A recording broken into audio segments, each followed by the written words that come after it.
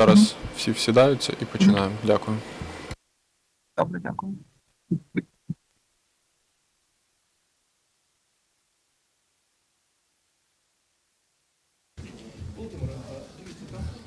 Один просив бути зі спікером, чи вам ви говорили, добре? То тоді, може краще, Як скажете. я би краще сів тут, для того, щоб можна було перекладати. Але чи можеш... А яка різниця, що ви так і так будете чути?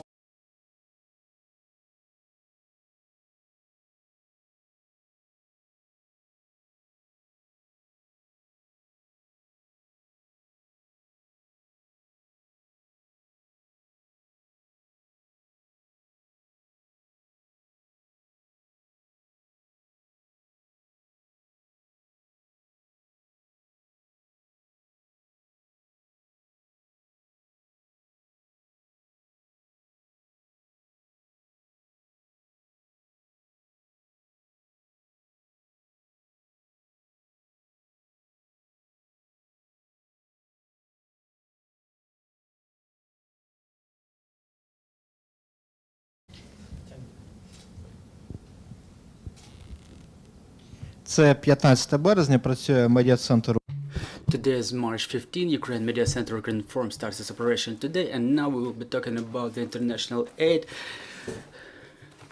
and assistance in saving damaged museum property in wartime. Behind this dry wording, we is hidden the very important work that is completed by Ukrainian artists and representatives of museum infrastructure for saving and preservation of museum infrastructure, which ended up under threat as a result of war. Whom are we going to talk about?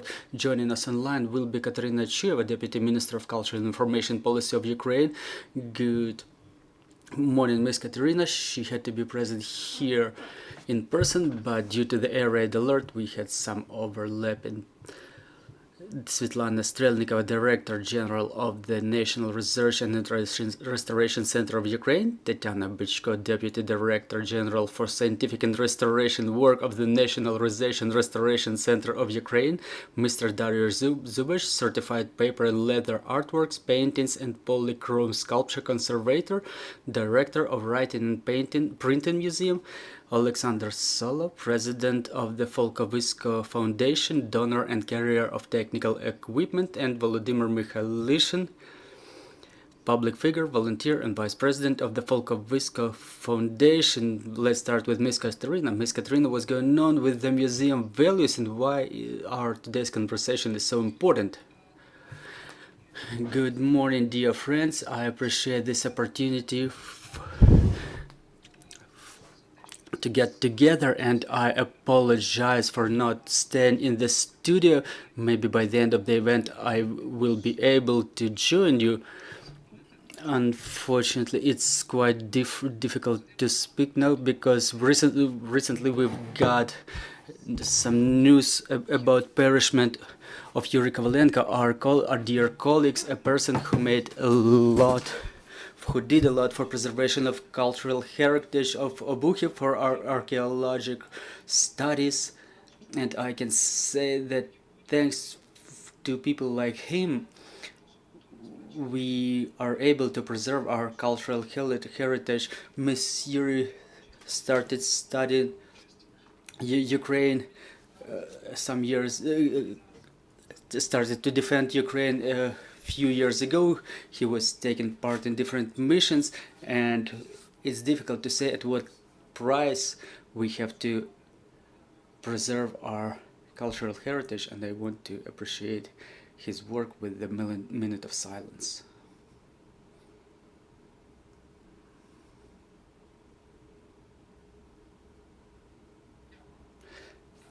Thank you. So why this topic is so important?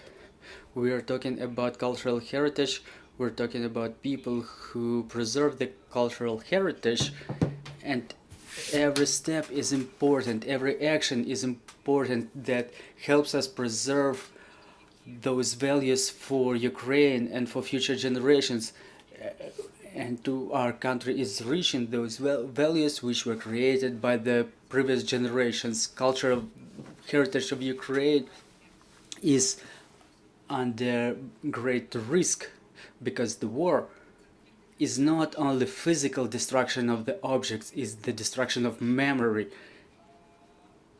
is destruction of opportunities in the future for future research, for future studies, for restoration of the cultural heritage of Ukrainian people, which are so necessary today for our people, for our country. The situation is complicated for today in compliance with the in accordance with the information that was provided to us. More than 1,300 objects of cultural infrastructure were destroyed, and hundreds of cultural values of cultural heritage in different regions were destroyed too. We're talking here about the immobile cultural heritage, and the situation with the museum collections, private collections, archives, and other collections is quite difficult.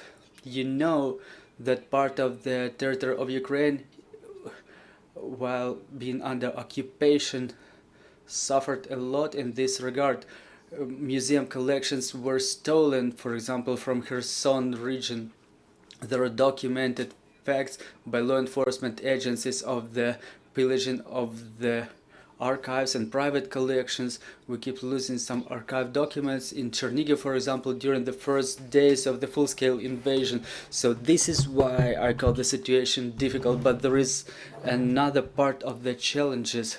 We're talking about preservation of those objects of cultural heritage which remain where they are or that were located within the framework of evacuation. So this situation requires very thorough attention, and we will be able to evaluate the influence of it only after the end of war, because relocation of any cultural heritage objects is quite a complicated process, and taking into account the fact that many venues ended up without heating, without electric power, that may influence the condition for preservation, the cultural values too, and the help of the international partners that they were able to provide from the very beginning, from the very first day of full-scale invasion, is invaluable. So we can talk about one of the cases of such support today,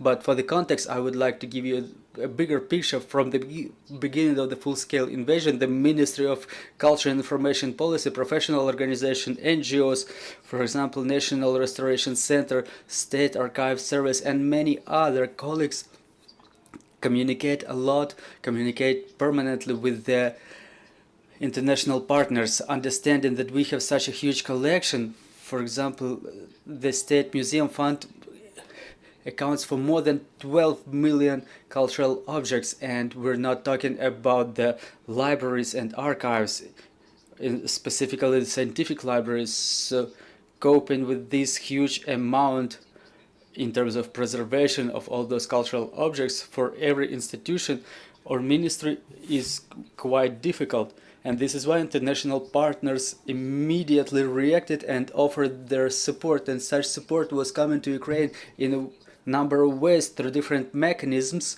And it's clear that when we talk about intergovernment negotiations and cooperation on the level of ministries, some mechanisms start being active, and it takes time, and a lot of help was coming through public sector, through civil sector, through volunteers, that allowed providing such support in a very extensive and prompt manner. And international foundations and Folkowisko Foundation was one of the partners that reacted promptly to all the needs of Ukrainian organizations. So last week, with the presence of Svitlana Strelnikova, I had an honor to take a part in the forum that was organized in Abu Dhabi by Foundation Alif and the Department of Tourism of Abu Dhabi. And during this forum, maybe for the first time live, because previously we were only gathering online, so this forum gathered more than 200 representatives from different countries, and including representatives of such organizations as UNESCO, which provide support to Ukraine. So during forum we were in constant communication and we were negotiating the mechanisms for support and help, and we tried to coordinate such help and keep our hand on pulse, so to say, to understand where such help is most necessary and which sectors are still uncovered and which organizations require such support the most. But as I mentioned, large part of the work which is related to redistribution of such help and use of the equipment which comes within the framework of such support, well, starting from complicated equipment to packing materials. Well, we will talk about it a little bit later. Our colleagues from Restoration Center may tell you more about it. So all those processes, they require require participation of a large number of specialists, and their work with the collections, with the people, frequently remains invisible. So I appreciate this opportunity to talk today about one of the cases of such help and how it happens in reality. I will be happy to pass the microphone to my colleagues from Ukraine and Poland who are currently in the studio, and I hope that their description of how this help is provided will be very good illustration of what invaluable and extensive job they do during all this war, during this full-scale invasion, how it's done by Ukrainian specialists being under fire in the front lines, and we hope that all of our colleagues will stay safe and will be able to fulfill their mission. Thank you very much, and I want to pass the microphone to my colleagues. For what I understand, we still have a chance to have you join us here. Ms. Kateryna is on the way. Svitlana Strelnikova, Director General of the National Organization Restoration Center in Ukraine. Ms. Svitlana, how many work was added to you and why have we gathered here now? Well, really, war is suffering, destruction and sorrow, and Ukraine ended up in the hell of the warfare, and it resulted, it influenced a lot in the condition for preservation of our cultural values. Our museums are lost, they're destroyed, and they're destroyed due to the missile attacks, fires. Our cultural values were stolen and carried away from Ukraine. Many cultural artifacts were destroyed as a result of artillery fires and the violation of the temperature regime, the disconnection of the heating and the evacuation. Its mission, the preservation of the cultural values, was taken by National Restoration Center of Ukraine, but we faced a very serious problem, how to organize this work during the war with the absence of costs, funds and necessary instruments and equipment. And from the very first weeks of the war, we addressed International Alliance for Preservation of Cultural Values Zone of Conflicts. It's the Ali Foundation. And the first grant that we received was the beginning of our international cooperation, specifically during the beginning of war, with our cooperation with the international organizations. So this grant was supported and implemented by the Museum of Literacy and Printing and Grant Art for Foundation. And thanks to the foundation Folkowisko, we transported the very expensive equipment was transported to us, which will be necessary for preservation of our cultural values. That equipment is developed by our branches and international organizations. It's an incredible work which stimulated us a lot. We've understood that we would be able to continue preserving our cultural values, cultural heritage. I want to say that from the very first days of the war, our restoration center only in 2022 fulfilled 120 business trips and 156 this year. We traveled hundreds of kilometers. We were working in 270 museum venues of Ukraine. We studied the condition of preservation of thousands of our museum values. There is a huge number of them damaged, and we were restoring them right there on spot in the museums. We were working 24/7, and most damaged museum values were transported to Kyiv and Lviv to fulfill quite a difficult restoration. So I want to say that all this work is fulfilled thanks for the support of Smithsonian Institute, Found Aleph, and international company Uber. Also, we can mention that we will take all the necessary efforts to help the restoration of our cultural values. It includes restoration, consultancy, and we keep tracking the situation to preserve our cultural heritage. As Ms. Kateryna mentioned, it's not so easy because we keep risking every time. There were numerous times we were witnessing the attacks by drones, rockets and missiles. 2 rockets hit the central part of the Kyiv back in October.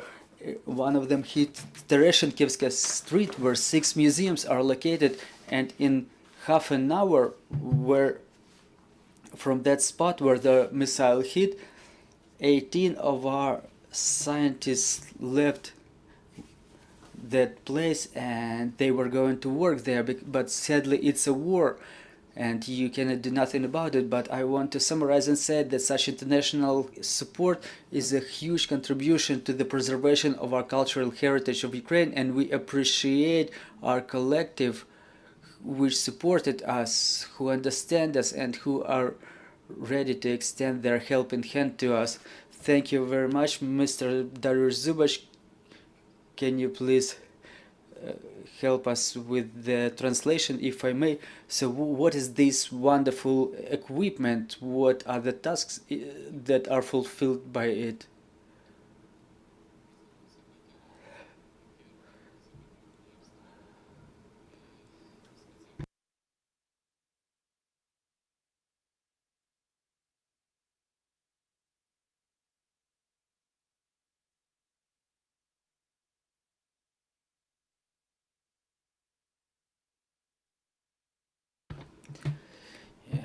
Good morning, dear friends. I'm a professional in conservation, and I work with preservation of art and cultural values for Ukraine.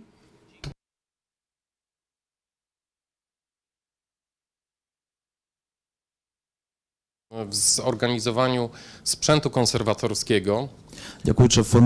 Thanks to the Foundation Aleph, we had an opportunity to receive and implement the mission of Aleph Foundation. Zakupić kilka urządzeń, takich jak maszyny do zalewania masą papierową. Thanks to that, we were able to procure and bring to Ukraine equipment which serves for pouring the paper mass. Proces konserwacji. Який значно пришвидшує процес консервації. Which expedites the process of conservation.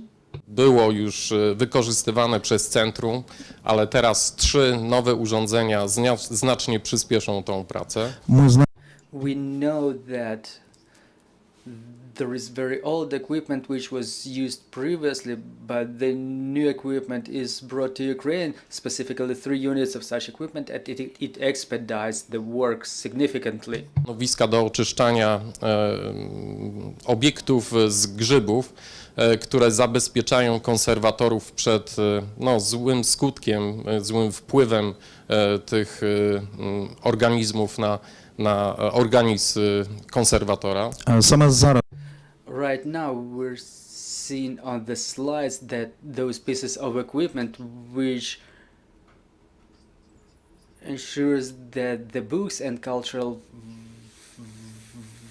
values, security that can be damaged by fungus, and there are those pieces which help to prevent it. W procesach przyspieszą znacznie procesy oczyszczania i zabezpieczania zbiorów. Різного виду There are different types of vacuum cleaners which expedite cleaning of the books. Próżniowe do konserwacji obiektów wielkoformatowych.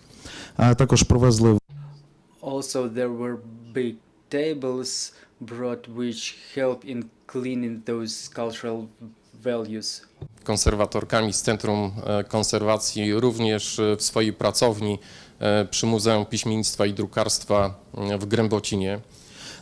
Я так I had an opportunity to meet my colleagues who also worked and were obtaining experience in Poland, in the city of Grębocinie. Toruniu.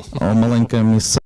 That was a small town near in the very beautiful place called Torun. W tym mieście.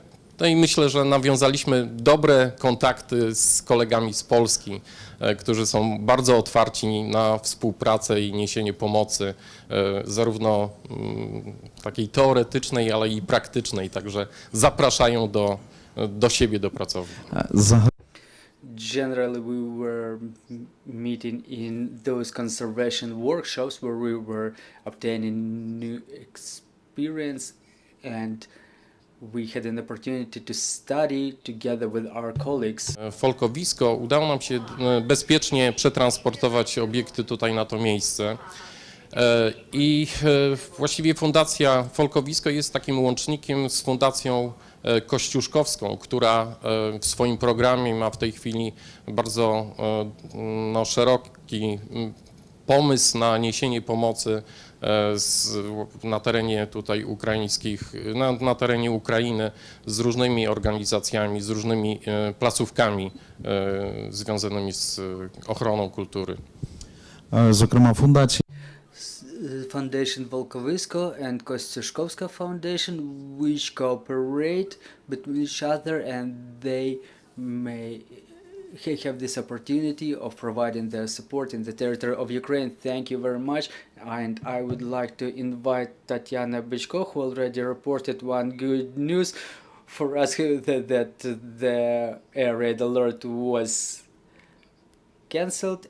And we've seen you on the pictures, we've seen that you're involved in the process. So to what extent, what will help to preserve the cultural values? I mean, that equipment, as a person who does all that job with your own hands, well, we travel around Ukraine in different big and small museums, where those museums were under occupation and where there was no occupation and they were just damaged.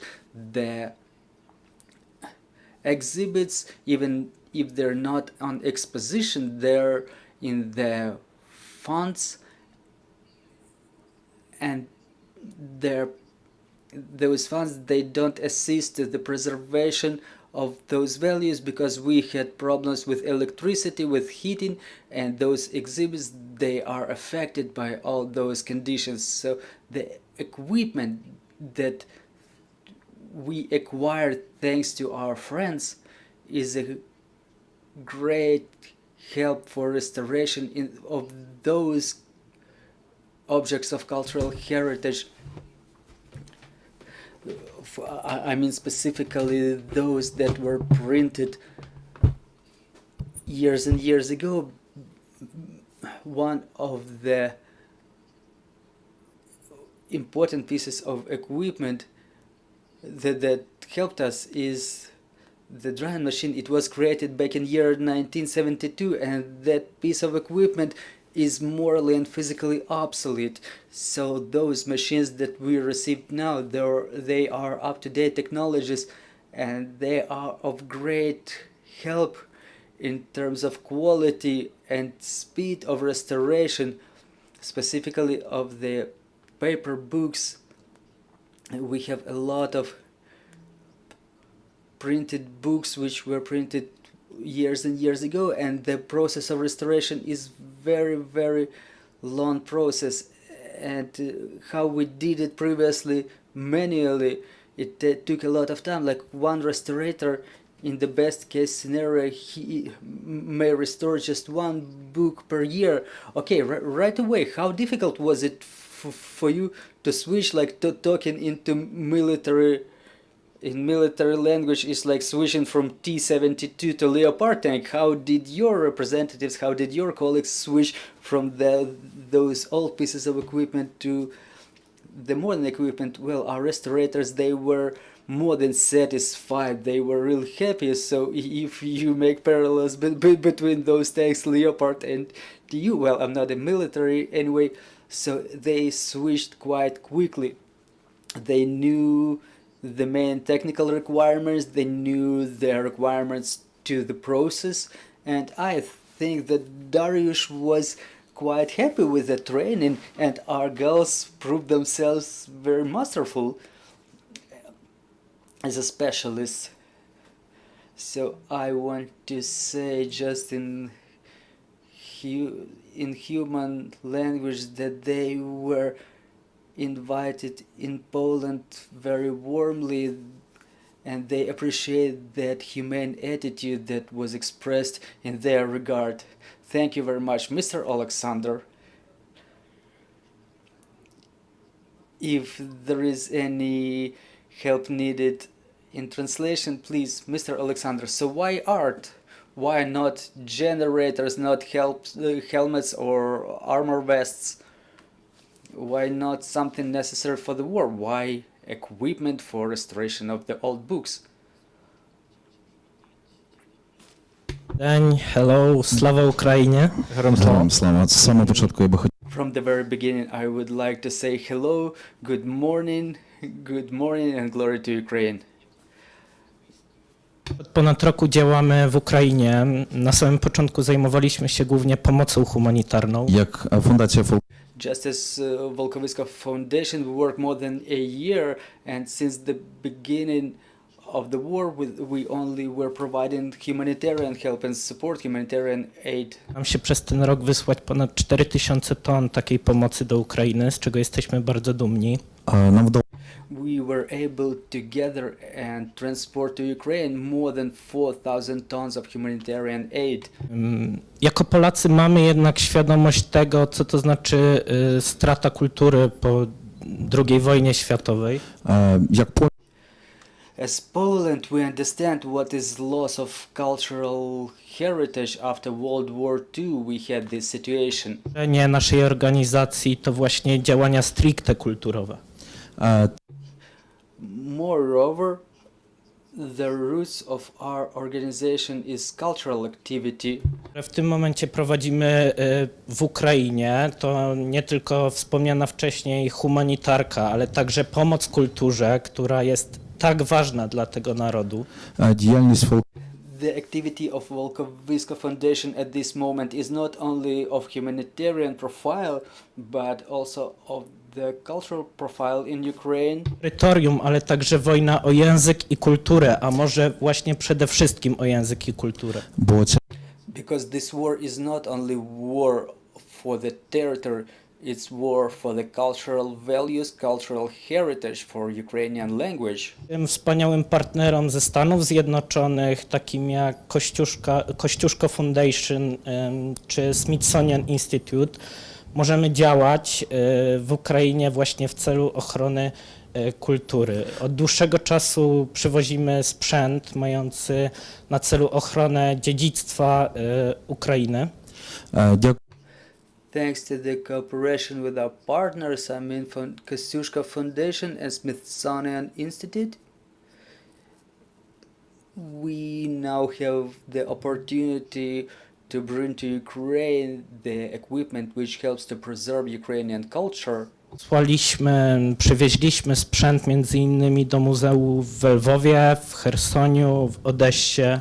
Wczoraj byliśmy także w Bibliotece Uniwersyteckiej w Kijowie. До цього часу нам вдалося провести By now we were able to bring technical equipment to Lviv. Odessa, Kherson, and also yesterday we were able to bring some important equipment to a library in Kyiv.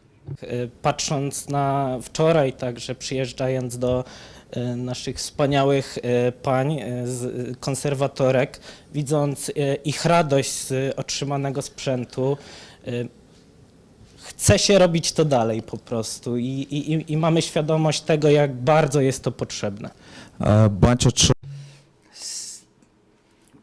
Seeing this, we want to keep helping in this cultural front, and even yesterday when we were coming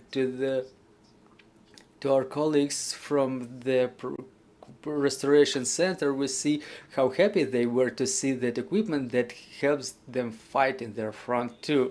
Tworzyć kolejne mosty pomiędzy naszymi narodami, bo bardzo zbliżyliśmy się podczas tej wojny.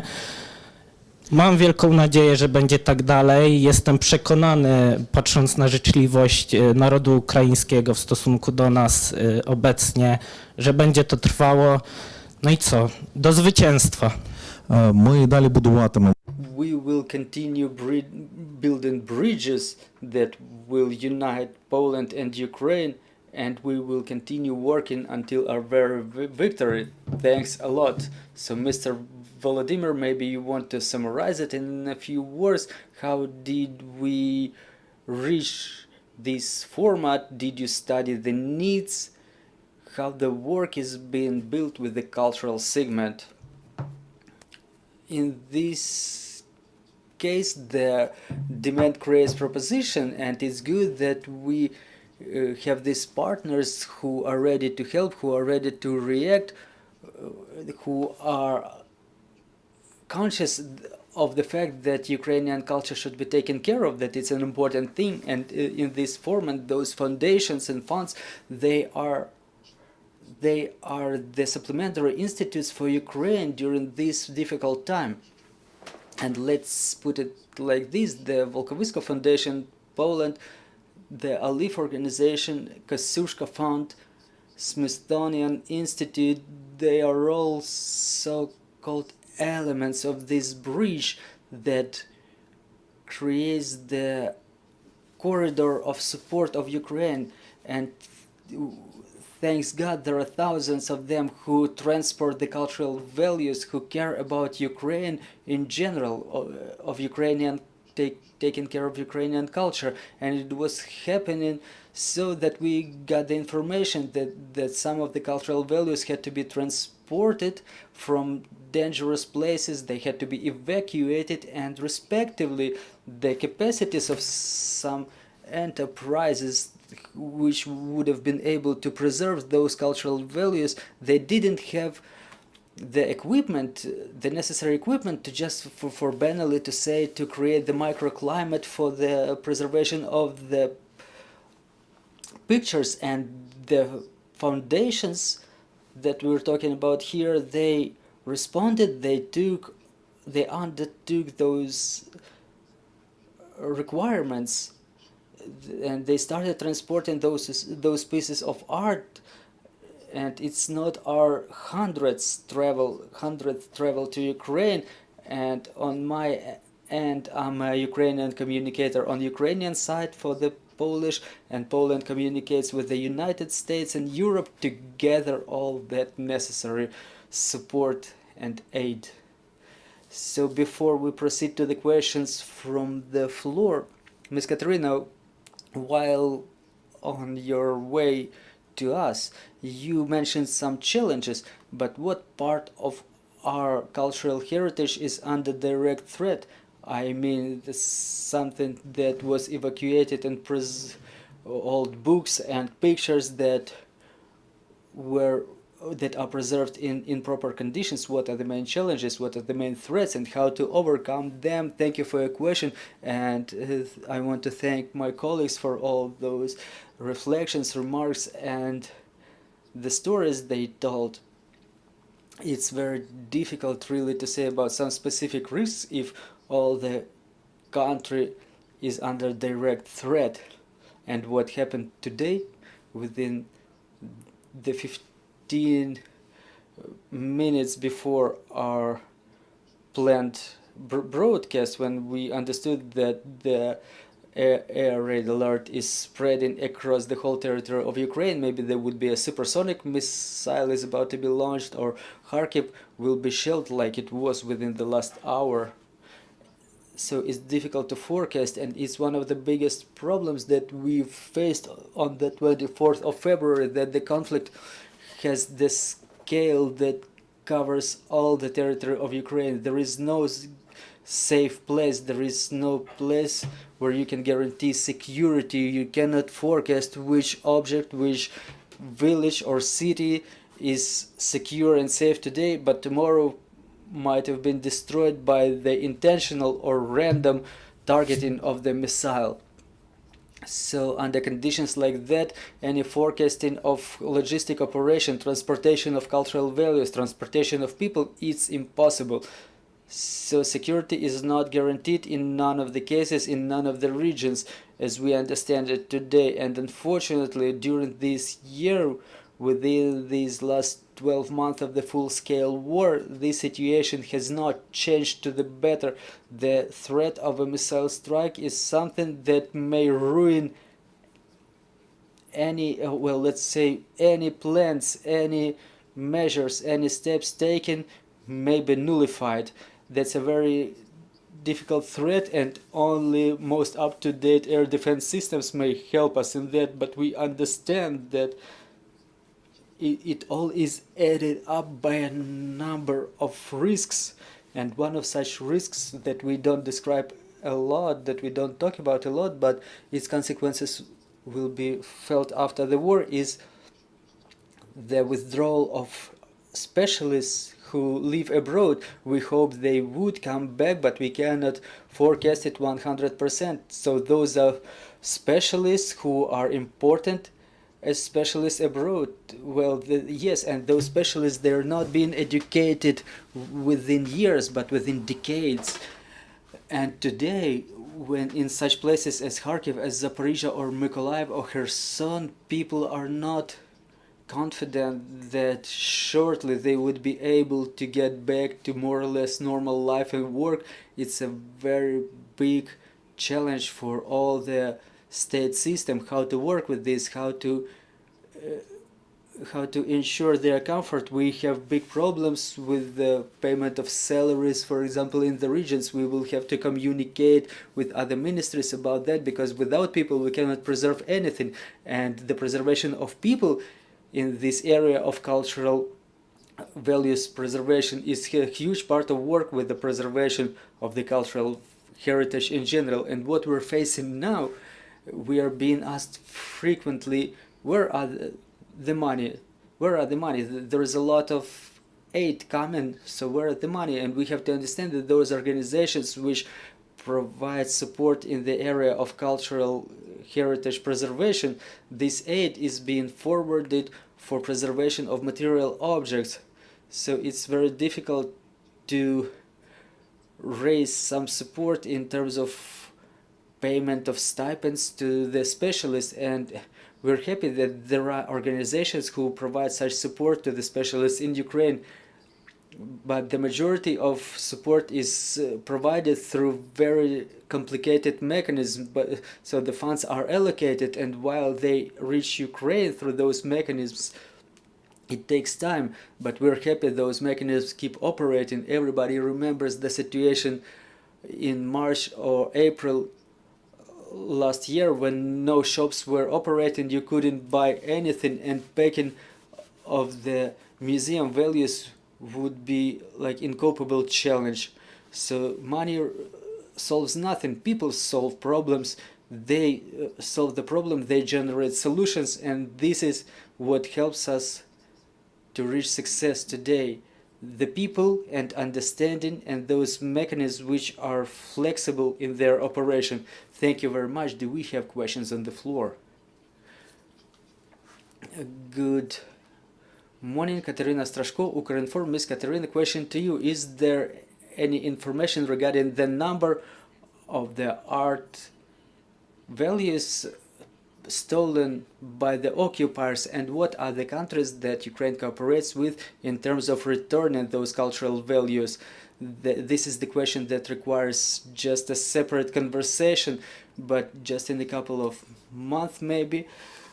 So now we try to detailize the numbers specifically in the places that are accessible to us as a result of the occupation. The regions, they fulfill the job by themselves with the support of Ministry of Culture and Information Policy, but we're talking about tens of thousands of cultural objects. We're talking only about the museum funds, but I cannot give you the figure about the archives. It's a separate category. There is a specific service, State Archive. It's a separate service that submits to the Ministry of Justice.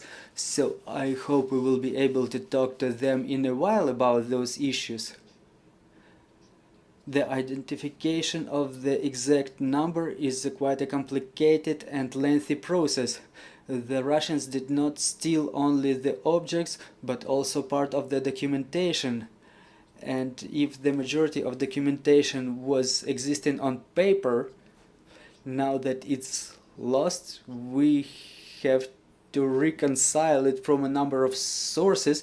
I mean, in fact, is the presence of the objects that were preserved or that remained, and other documents based on which we can understand the number of the objects in the collection, and that's a huge piece of work that takes a lot of time, and the collections in different, say, regional capitals that maybe 100,000 objects, so it takes time. We have to understand the conditions people work in.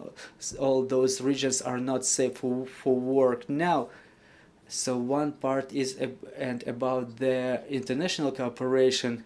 Unfortunately, it was understood that the risk of increased illegal traffic of cultural values will grow. It happens everywhere in any zone of military armed conflict. And our ministries and law enforcement agencies and international partners started building dialogue right away with regard to this topic. So those contacts, they were existing before. I'm in contact with Interpol, for example. We were exchanging data, and we're still looking for the cultural objects that were lost during World War II. So all this information is being added, and with the support of UNESCO, for example, I will thank in the end to our Polish colleagues. There were trainings for law enforcement agencies and custom agencies for the countries which border Ukraine, and we will continue this work. And we will continue this communication with the law enforcement agencies, specifically with the international agencies, to exchange this information in a prompt way. How soon those cultural objects would be returned is difficult to say. There was not an organized transportation, but it was pillaging, so we're not sure all of them would come back, and this process will be a lot more lengthy. We only have part of the documented cases of the losses from the private collections, so it's a huge complex of issues that will require a lot of work, at least for the documented cases. But usually, even if we know exactly where those objects are, if there is no voluntary return of the cultural values through courts, it will take years, maybe if not decades, so only years. So here we're only talking about what Russia pillaged from Ukraine starting from 2014, from that beginning of that stage of our history. The question will be in English, so in case of necessity, there is a device. Pacific Rex. There were various conservation needs discussed, and those require different specialists. I'm wondering, and correct me if I'm wrong, but learning from the experience in Iraq, Bosnia, Kosovo, it seems like that usually breaks down into museum objects and archival objects. For the second category, archival objects, I'm wondering if you're getting the support that you need from foreign partners. And specifically, has the Ukrainian State Archives reached out to or had discussions with the U.S. archives? And thirdly, if you can talk a little bit about the contribution of or the partnership with the Smithsonian, that would be great. Thank you. Ну, це питання, мабуть, до міністра. До міністерства. Да. Я дуже... Можна англійською, можна українською, як зручніше. You can respond both in English or Russian. Archives and state services of archives of Ukraine are under the operation of the Ministry of Justice. So we have just a general view of the situation with archives, because we have a huge amount of archives, for example, as national archives and local regional archives in all regions of Ukraine and cities, etc. So as far as I know, they also have their own network, and they have obtained a number of different types of support and in-kind support, for example.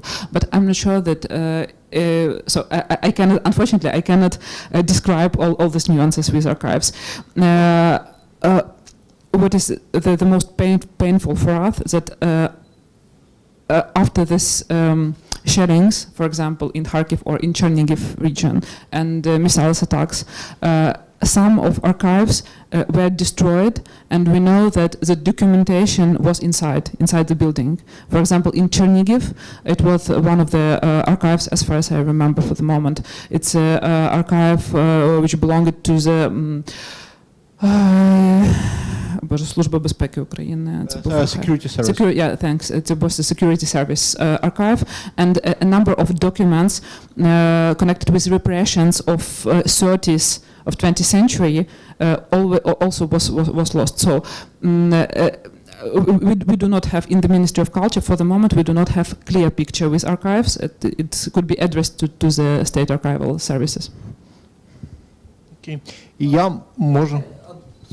But Smithsonian.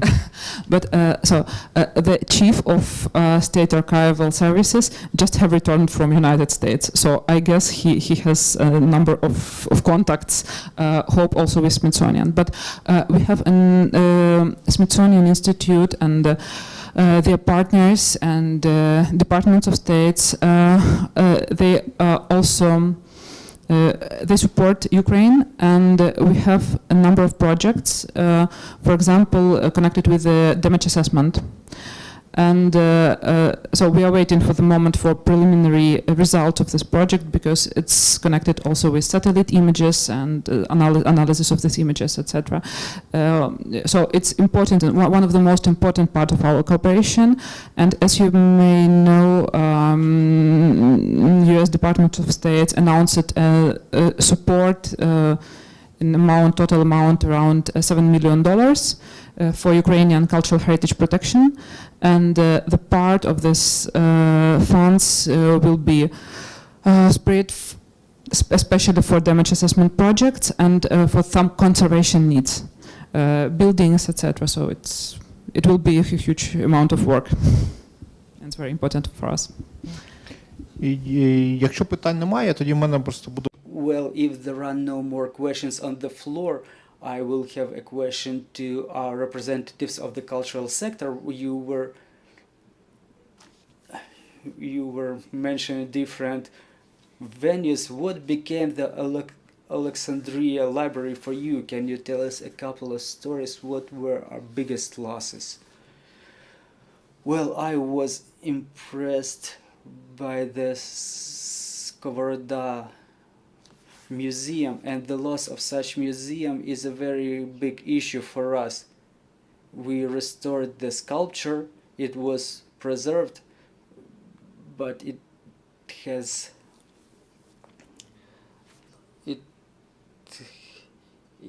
some traces of damage. I was impressed by the destruction of museums in Chernihiv, Art Museum and Kotsibinsky Museum. Those are the pieces that represent real value, and they have traces of war on them, and this is what impressed me most. My colleagues mentioned that our way in study and research, it's started from the museums of Kyiv region and Kyiv, and what we've seen there, that's horror, and it invokes a lot of bad emotions. And talking about Kherson, for us as restaurators, it's very painful. We restored a lot of objects from those museums, and this pain will continue existing until this war ends.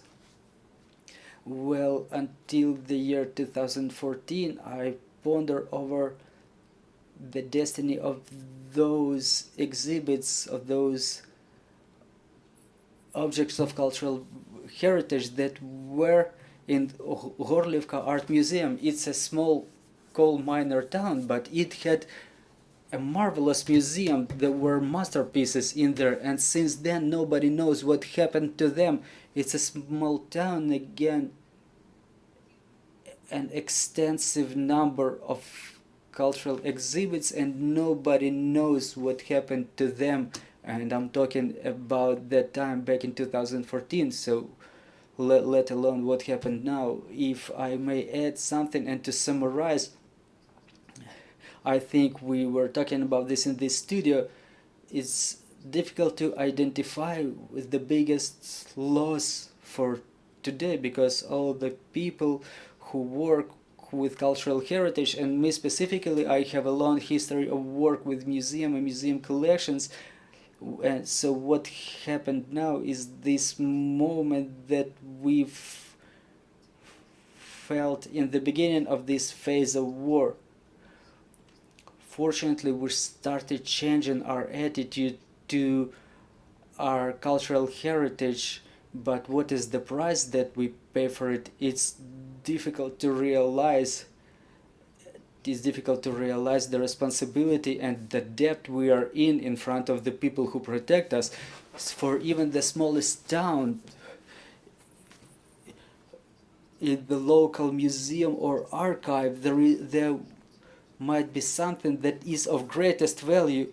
It may be evaluated in a different way on a world scale or by the colleagues in Ukraine, but for the region itself it would be the most painful loss. So what's happening with the museum collections at the territories that were occupied starting from 2014, all that massive of information and objects of cultural value that we've lost, it may not be subjected even to account in a calculation, because we don't have access to this information. It's quite limited. It's difficult to realize in terms of the loss for future of Ukraine, and this is why talking about the immobile cultural heritage, we mentioned Chernihiv, for example, many times.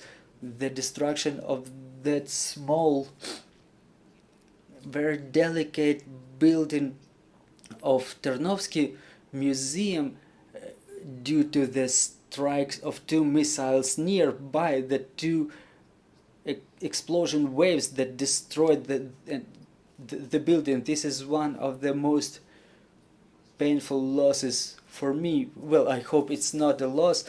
I hope that every building has a chance for restoration, but such restoration will be very, very difficult. But in that case, the damage is heavy, and thanks to international partners, there were some conservation measures taken, but when we were coming back in summer, the local colleagues didn't have resources to clear the debris or to reinforce some sections of it. So those things are most painful. You cannot cover all the country with the protective dome to protect all the people. So availing myself of opportunity, I would like to thank the colleagues from Poland who are present here. I want to thank the Polish people, all the colleagues, the Polish Ministry of Culture, National Institute of Heritage, everybody who supports us from Poland, who extends their helping hand and support to us. Without you, we would feel it a lot more difficult, and our losses would be way more extensive. Thank you. So let's wrap up with this. Our next briefing will be in half an hour. We will be not talking about culture but COVID, so see you shortly.